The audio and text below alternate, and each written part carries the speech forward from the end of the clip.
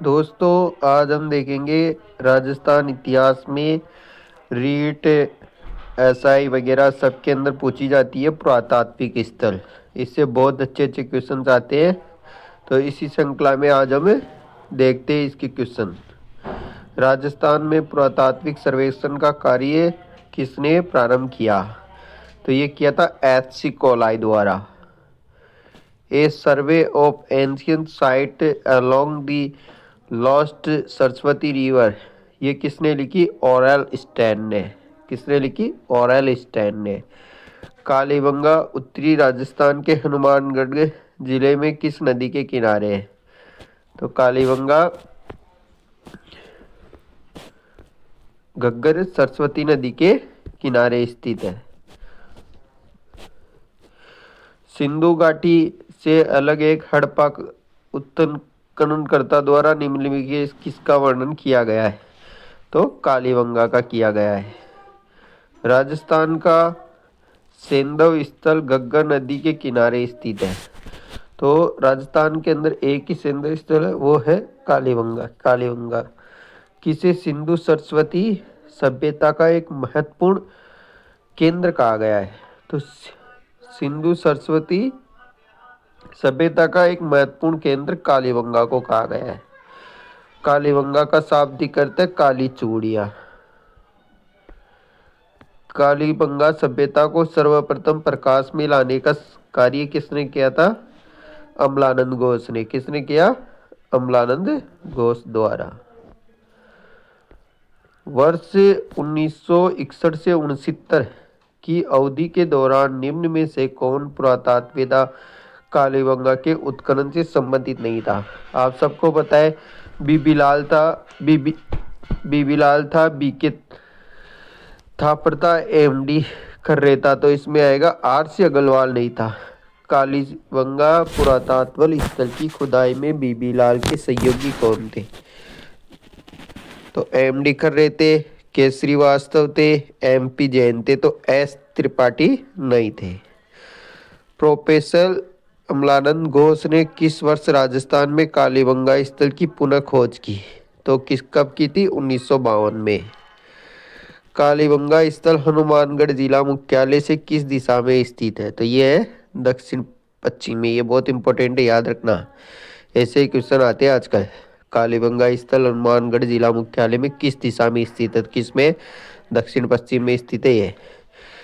किस एक अभिकरण ने कालीबंगा के उत्खनन कार्य का उत्तरदायित्व संभाला था? तो भारतीय पुरातत्व सर्वेक्षण नई दिल्ली ने संभाला था। कालीबंगा का उत्खनन कार्य कितने स्तरों पर किया जाता है? तो ये 5 स्तरों पर किया जाता है। किसने कालीबंगा सभ्यता को सिंधु घाटी साम्राज्य की तृतीय राजधानी कहा था? किसने कहा था? दशरथ शर्मा ने बोला था। राजस्थान में सभ्यता के किस स्थल पर सबसे प्रथम बार हल जुते हुए साक्ष्य मिले थे? तो कालीबंगा से मिले थे। कालीबंगा पुरातत्व स्थल की किस दिशा में जुता हुआ खेत मिला है? ये दक्षिण पूर्व में मिला हुआ है। निम्नलिखित में से किस स्थल से उत्काली अग्निवेदिकाएं मिली है? तो अग्निवेदिकाएं कालीबंगा से मिली है। निम्नलिखित में से किस पुरातत्व स्थल पर घरों में अंडाकार कुएं मिले? कालीबंगा में मिले हैं। प्राक हड़प्पायुगीन संस्कृति में प्राप्त हुए हैं। ये कालीबंगा से प्राप्त हुए। कालीबंगा क्षेत्र में कितने अग्निवेदिकाएं मिली है? 7 अग्निवेदिकाएं मिली है। कौन सा एक कालीबंगा सभ्यता से संबंधित नहीं है? मिट्टी के मिले, दुर्गीकरण मिला है, अग्निकुंड मिले, लोहे के उपकरण नहीं मिले हैं। निम्न में से कौन सा पुरावशेष कालीबंगा से संबंधित नहीं है? दुर्गीकरण है, अग्निवेदिकाएं है, मर्दमांड है, शैल चित्तर नहीं है। निम्नलिखित में से कौन सा कथन कालीबंगा सभ्यता की विशेष सही नहीं है? कालीबंगा में ऊंट की हड्डियों के साक्ष्य मिले, सही है। कालीबंगा में से प्रथम अंकित किए गए भूकंप के साक्ष्य मिले, सही है। कालीबंगा की खोज एक इलातवी इडोलॉजिस्ट लुइगी पियोटेस्ट ने की, ये भी सही है। लेकिन प्राक हड़प्पा अग्निवेदिकाएं के साक्ष्य मिले, ये नहीं मिले थे वहां पे।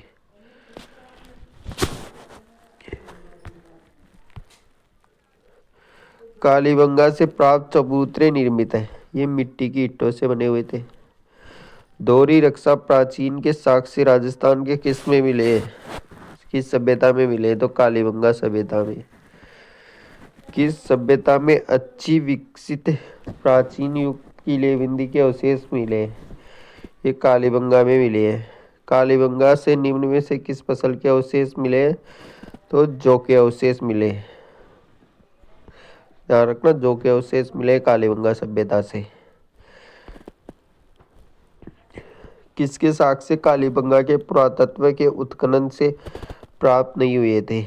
तो गेहूं के मिले हैं, बाजरा के मिले हैं, हाथी दांत की कंघी मिली है, चावल के नहीं मिले हैं।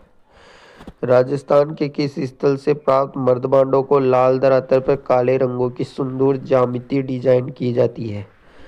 कालीबंगा में। कालीबंगा से हड़प्पा पूर्व की सभ्यता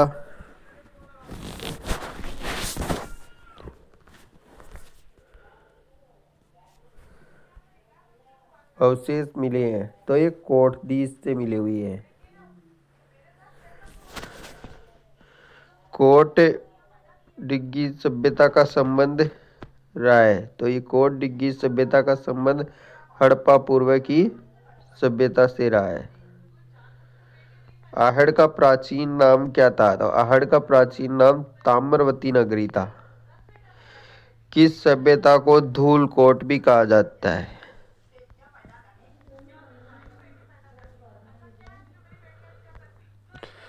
तो किस सभ्यता को धूलकोट बोला जाता है? आहड़ सभ्यता को। आहड़ की खुदाई के बाद 400 साल पुरानी ताम्रयुगीन सभ्यता की खोज की गई थी, तो ये धूलकोट में है। आहड़ सभ्यता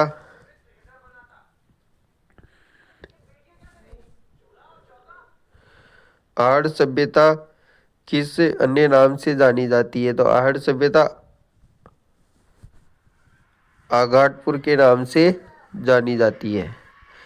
निम्न में से किस स्थल को ताम्रवती नगरी के नाम से जाना जाता है? आहड़ को ताम्रवती नगरी के नाम से जाना जाता है। आहड़ सभ्यता का उत्खनन कार्य सर्वप्रथम किसने किया था? अक्षय कीर्ति व्यास ने किया था।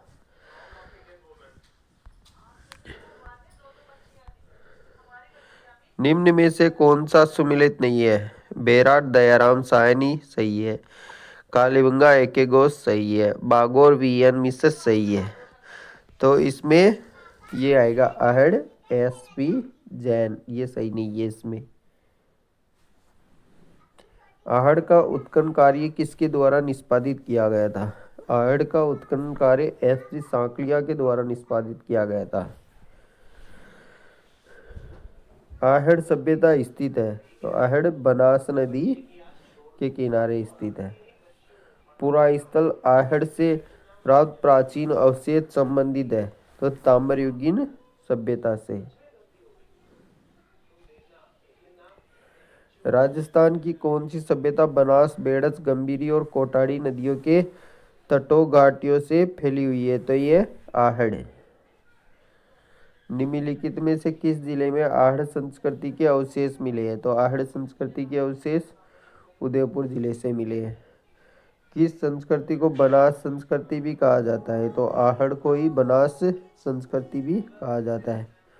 कौन सा राजस्थान के आहड़ वंश का प्रमुख स्थल नहीं है?